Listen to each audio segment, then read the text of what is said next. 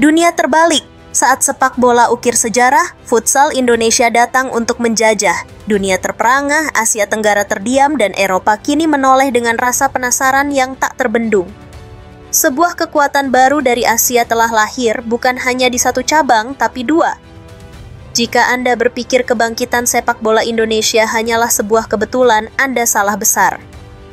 Karena saat timnas sepak bola kita mengukir sejarah, saudara mudanya di arena futsal justru datang untuk membantai, menaklukkan, dan merebut semua gelar yang ada di depan mata. Inilah dominasi total merah putih yang membuat raksasa-raksasa dunia kini harus berpikir ulang. Sebuah gema kebanggaan membahana dari Sabang sampai Merauke. Alhamdulillah, Indonesia juara. Timnas futsal Indonesia juara di turnamen CFA International Futsal Turnamen 2025.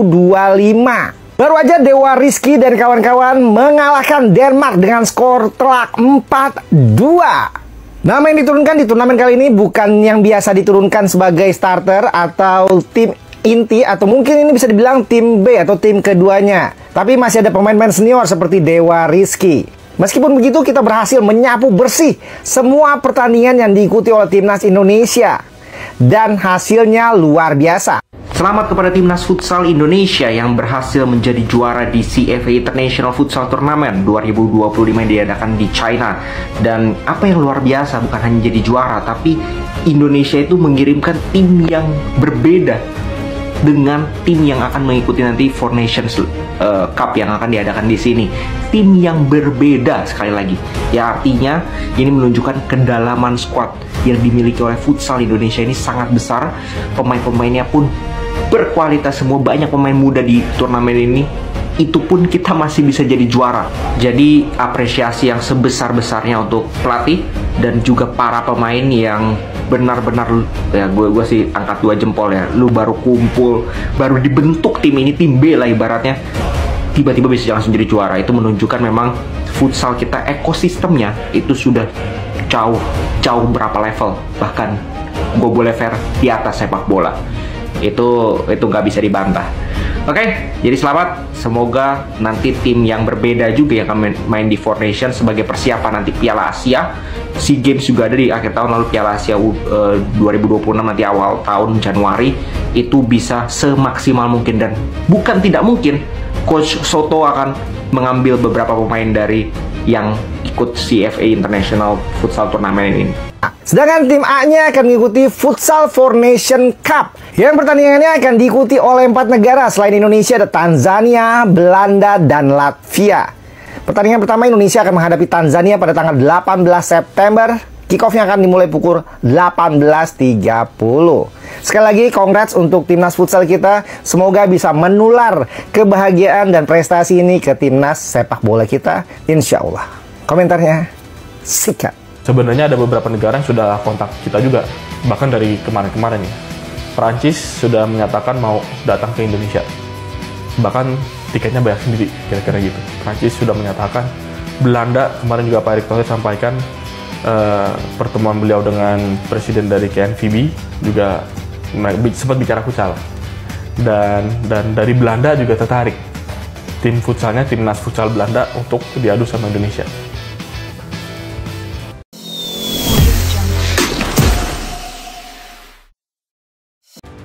Bukan sekadar juara tapi membantai. Cina jadi saksi dominasi gila timnas futsal. Saat seluruh negeri masih larut dalam euforia sepak bola, sebuah kabar mengejutkan datang dari Zhejiazhuang, Cina. Di ajang bergengsi CFA Futsal International Tournament 2025, timnas futsal Indonesia tidak datang sebagai peserta, mereka datang sebagai predator. Tanpa banyak sorotan, skuad Garuda Futsal melibas setiap lawan yang menghadang, menunjukkan level permainan yang jauh di atas rata-rata. Puncaknya terjadi di partai final yang paling ditunggu-tunggu. Di hadapan wakil Eropa, Denmark, tim yang digadang-gadang memiliki fisik dan taktik superior, Indonesia justru memberikan pelajaran futsal yang tak akan pernah mereka lupakan. Eropa dibuat tak berdaya, dinamit Denmark melempem di kaki putra Indonesia. Partai final pada Kamis, 11 September menjadi panggung pembantaian taktik. Denmark yang dikenal dengan sebutan tim dinamit dibuat tak berdaya. Permainan cepat dari kaki ke kaki, pivot yang mematikan, dan pertahanan solid Indonesia membuat para pemain Denmark frustrasi. Reza Gunawan menjadi mimpi buruk utama dengan lesatan 2 gol mematikannya. Tak cukup sampai di situ, Dewa Rizky dan Andres Dwi Persada ikut mencatatkan nama mereka di papan skor, mengunci kemenangan telak 4-2. 2 gol balasan dari Emil Scott Rasmussen dan Mikkel Hansen seolah hanya menjadi gol hiburan. Di atas lapangan terlihat jelas siapa yang menjadi guru dan siapa yang menjadi murid. Indonesia bukan hanya menang, mereka mendominasi total dan mempermalukan wakil Eropa dengan cara yang sangat elegan. Satu negara borong semua gelar, dunia melongo, lihat Indonesia sapu bersih penghargaan. Pesta kemenangan Indonesia ternyata belum berakhir saat peluit panjang dibunyikan. Panitia turnamen seolah kehabisan pilihan selain memberikan semua penghargaan individu kepada para punggawa merah putih. Dominasi ini begitu total dan tak terbantahkan. Reza Gunawan, sang predator di depan gawang, tidak hanya membawa pulang trofi juara, ia memborong 2 gelar individu paling prestisius. Sepatu emas sebagai top skor dengan koleksi 7 gol, dan gelar pemain terbaik turnamen, MVP, berkat konsistensinya yang luar biasa. Di bawah mistar gawang, Angga Ariansyah dinobatkan sebagai kiper terbaik setelah melakukan penyelamatan-penyelamatan mustahil di laga final.